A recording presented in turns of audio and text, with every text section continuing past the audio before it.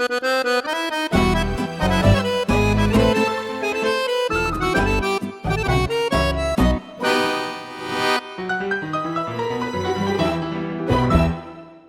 assalamualaikum warahmatullahi wabarakatuh. Selamat malam sahabat-sahabat Ansor di seluruh penjuru tanah air. Malam hari ini kita dapat tamu kehormatan yang luar biasa. Terima kasih Pak Erik atas kehadirannya di studio podcast Gerakan Pemuda Ansor.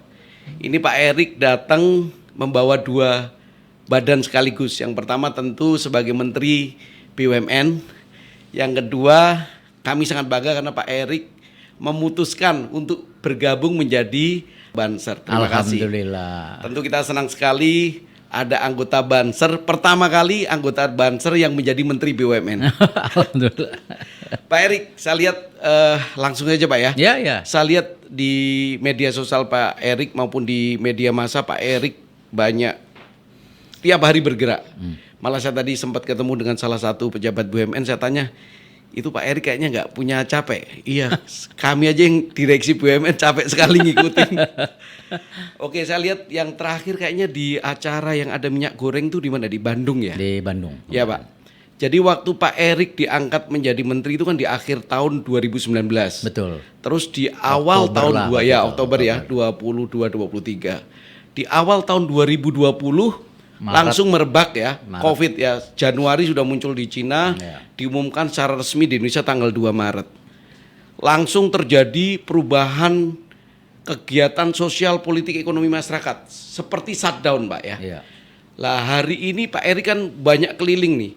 Apa tanggapan atau kesan yang Bapak peroleh ketika berkeliling bertemu dengan banyak masyarakat di akar rumput Pak? Silakan Pak. Konteksnya ada dua. Justru ketika masyarakat waktu itu dalam keadaan terpuruk, justru kita yang mendapatkan amanah mesti lebih giat lagi.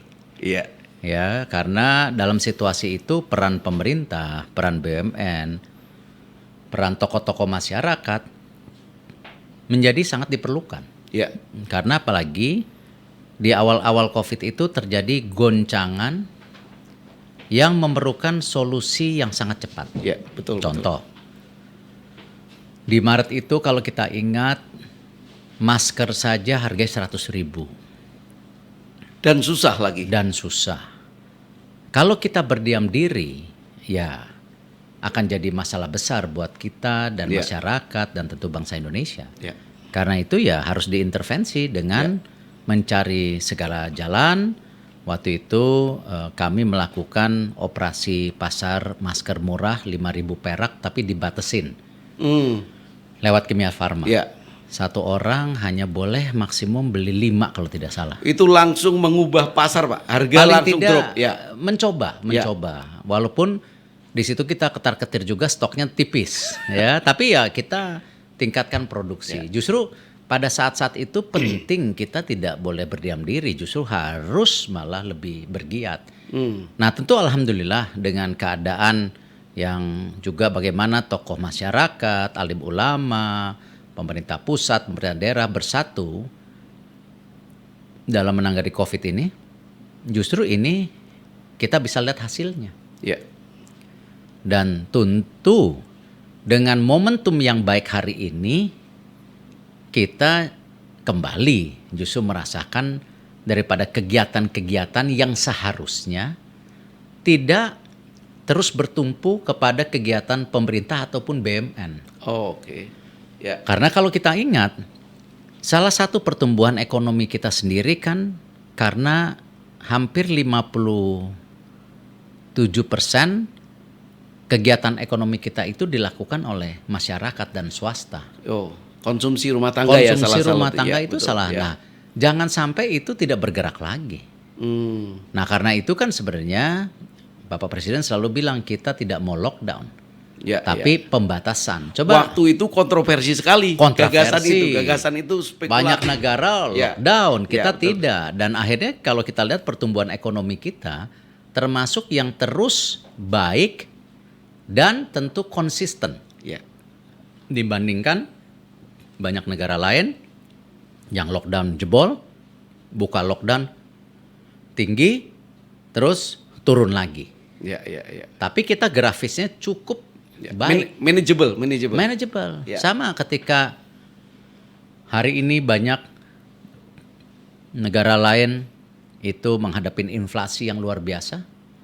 Turki saja 54%, Amerika mendekati 8%, Inggris juga tinggi, Pak. tinggi juga. Indonesia masih kurang lebih di 2,6%. Nah, tapi ini tetap mesti waspada. Waspada, ya. Karena memang gejolak daripada komoditas di dunia ini sedang naik-naiknya. Ya. Nah, inilah kembali tantangan demi tantangan dihadapin. Ya, pentingnya kita bergotong royong. Terima kasih Pak Erik. Terus yang pertanyaan terkait bagaimana sih Pak ketika ketemu masyarakat di akar rumput ya, ketemu ibu-ibu pasca pandemi ini kan mulai ada gejala euforia masyarakat untuk kembali beraktivitas. Bagaimana nuansa semangat yang Bapak lihat ketika ketemu masyarakat itu? Luar biasa dan kita harus support. Ya. Karena itu seperti sekarang mudik, walaupun bercanda-bercandanya saya dengan rekan-rekan di BUMN, boom mudik, jadi mudiknya meledak gitu. Karena sudah 2 tahun tidak mudik ya, kita justru ini hal yang positif buat bangsa kita. Bagaimana masyarakat confident untuk kehidupan normal lagi. Walaupun protokol kesehatan tetap harus dilakuin. Karena yang namanya endemi yang kita lihat, kita prediksikan masih 3 bulan lagi. Nah, tapi ya jangan ditakut-takuti seakan-akan ini seperti 2 tahun yang lalu. Jadi kita dorong pertumbuhan, kita bebaskan masyarakat bersosialisasi, tapi dengan protokol kesehatan, memakai masker, jaga jaraknya sudah hilang, ya kan. Lalu istilahnya kalau ada terkena COVID pun perawatannya tidak perlu ke rumah sakit kecuali yang memang membawa penyakit ya tadi turunan, yang lainnya bisa di rumah. Bisa di rumah. Oke, memang kalau kita lihat memang penanganan kita terhadap COVID ya dari sisi kesehatan maupun ekonomi pada titik hari ini kita boleh berbangga bahwa Indonesia menjadi salah satu negara yang cukup berhasil. Tentu ini kerja bersama dari pemerintah, masyarakat, salah satunya juga kami di Ansor Pak sangat aktif terlibat dari awal. Sejak awal kita tahu. Terima kasih Pak atas dukungannya selama ini. Itu sesuatu yang luar biasa. Ya. Kedua Pak, ini kita mulai lebih ke arah pertanyaan personal ya Pak Erik. Jadi Pak Erik kan sudah menikah. Oh bukan itu, salah. Sama Pak, sudah menikah Pak. Jadi Pak Erik kan punya beberapa fase kehidupan ya sampai hari ini. Karena saya tadi sebelum wawancara saya lihat pernah, ini Pak Erik ini anak Tebet nih, yang anak Tebet bangga nih ada menteri dari Tebet. Pak Erik ini dulu pernah menemani ibunya berjualan baju di pasar Tebet kalau nggak salah ya. Terus kemudian tumbuh menjadi pengusaha dan kemudian sekarang menjadi pejabat publik. Jadi saya bagi menjadi 3 fase hidup ya Pak. Masa remaja, masa menjadi pengusaha dan sekarang masa menjadi pejabat publik. Apa sih perubahan pandangan terhadap Indonesia pada ketiga fase itu? Ketika Pak Erik kecil sudah mulai terfikir nggak sih tentang Indonesia atau apa pandangannya tentang Indonesia? Lalu ketika kemudian jadi pengusaha, ketika jadi pengusaha kan Pak Erik juga sudah mulai aktif di dalam kegiatan olahraga, terakhir menjadi pemimpin penghilatan acara terbesar Asian Games ya. Terus kemudian sekarang menjadi menteri. Bagaimana Pak evolusi nih 1,5 jam nggak apa-apa ngejelasinnya.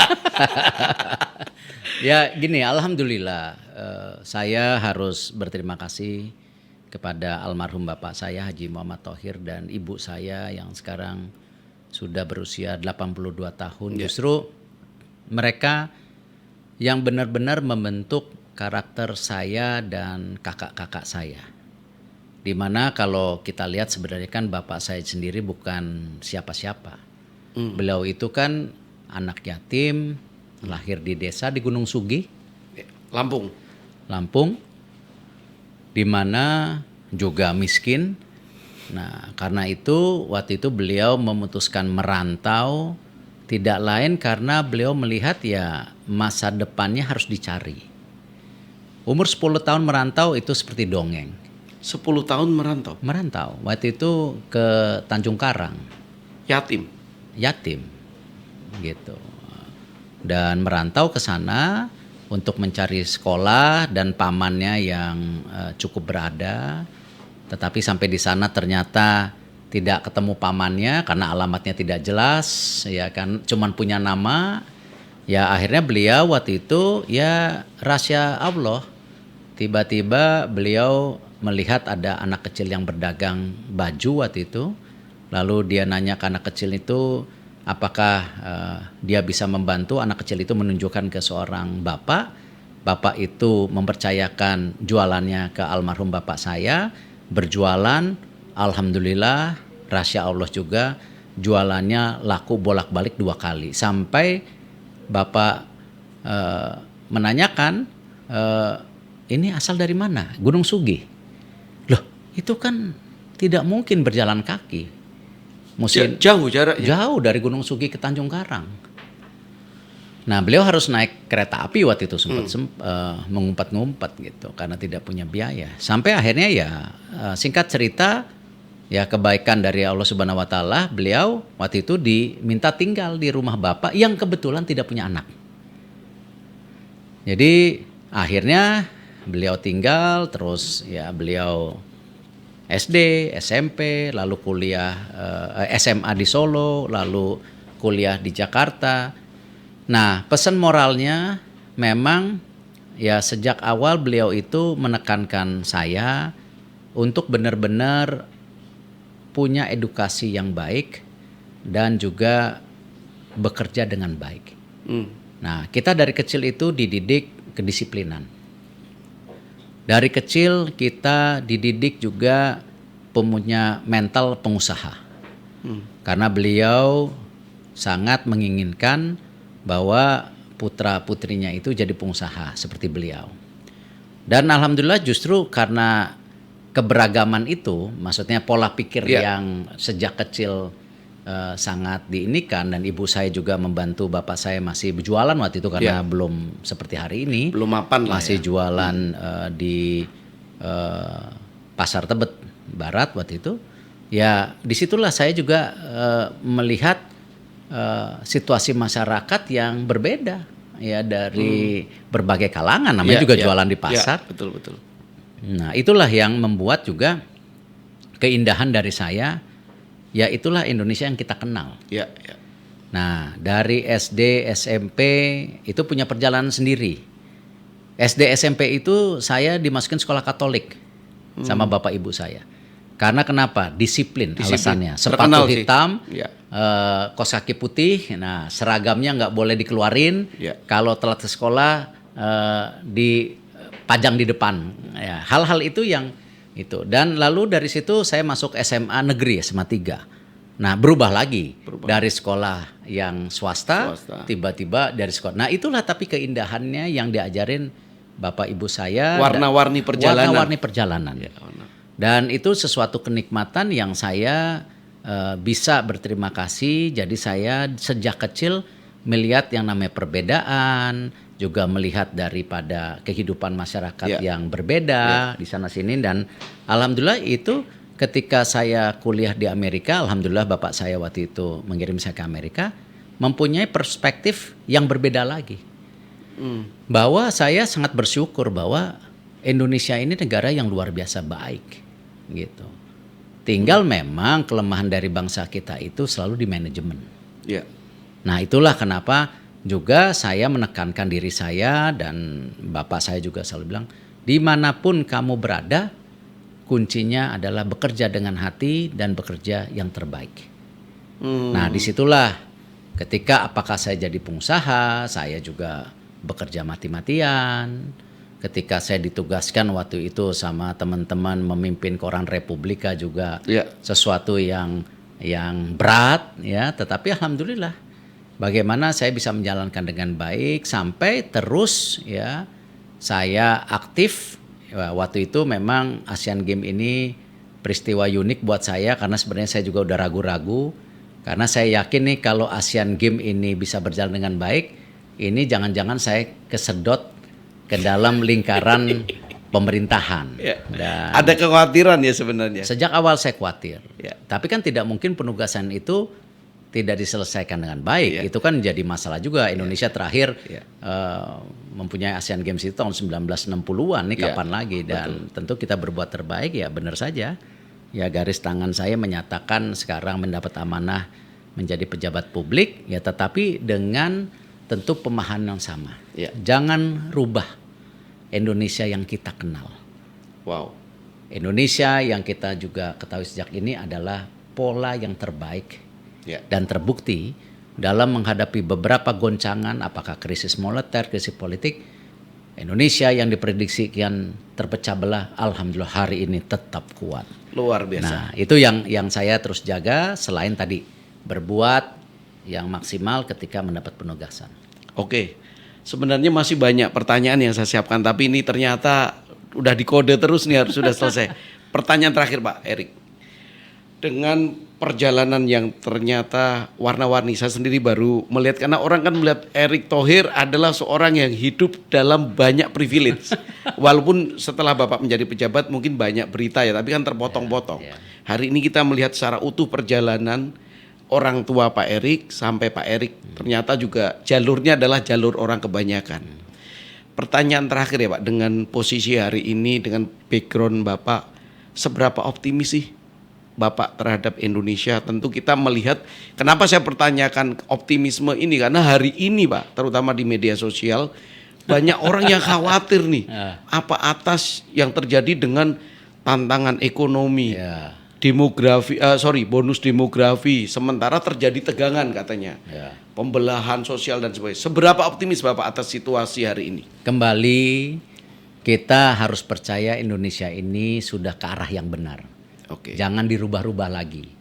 Yang penting bagaimana kultur bangsa kita ini jangan menjadi bangsa yang kufur nikmat.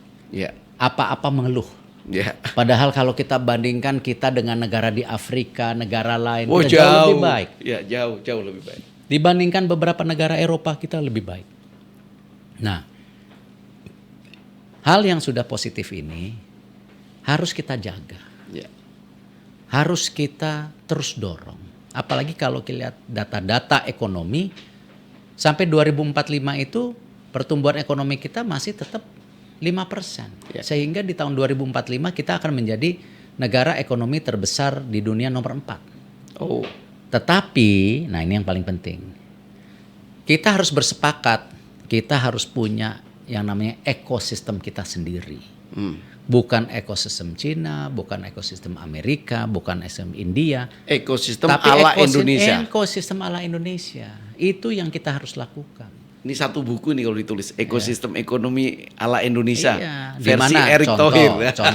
Kita contoh sedikit nih sebelum ditutup. Kita negara Muslim terbesar di dunia. Tetapi fakta-fakta industri halal kita masih tertinggal. Kita itu hanya konsumtifnya nomor 4 terbesar di dunia. Tapi dalam soal produksi industri halal di 10 besar dunia kita nggak masuk. Yang masuk itu Brazil, Taiwan, Amerika, lain-lain. Kita enggak. Nah itu berarti ada yang salah, yang harus diperbaiki. Karena pasar tanpa ada nyinyir, tanpa nyinyir harus diperbaikin. Betul. Nah konteks-konteks lain juga sama. Kalau kita bicara mengenai tentu, ya kan, industri kesehatan, industri pangan. Ya kita harus bisa memetakan misalnya yang namanya tahu tempe itu dari kacang kedelai itu kan dulu sebenarnya kacang kedelai itu udah swasembada. Kok sekarang 96% impor. Artinya apa? Ada yang harus diperbaiki tanpa menyalahkan siapa-siapa. Orang negara ini subur. Allah nyiptain udara yang luar biasa, panas, air, angin. Lengkap. Paket lengkap ya Pak, tinggal masaknya. Tinggal manajemennya. Nah itulah yang saya justru bersama-sama ini juga ingin mendorong bagaimana ekonomi keumatan ini benar-benar bisa terimplementasi. Bukan menjadi jargon-jargon. Karena itu kita libatkan berbagai pihak, ayo kita bangun ekonomi umat ini secara profesional. Dan insya Allah sepertinya 100 tahun NU ini ada gebrakan. Kita tunggu saja nanti. Bersama-sama, bukan sendiri ya, bersama-sama. Insya Allah. Terima kasih Pak Erick Thohir atas kehadirannya, atas penyampaian yang padat, singkat tapi Ya. sangat berkesan. Mudah-mudahan di lain Ditunggu waktu- diundang lagi. Ya, kita akan undang lagi dengan sesi yang lebih Ya. panjang. Terima kasih atas kehadirannya. Kita tutup podcast singkat pada malam hari ini. Wassalamualaikum warahmatullahi wabarakatuh. Waalaikumsalam warahmatullahi wabarakatuh.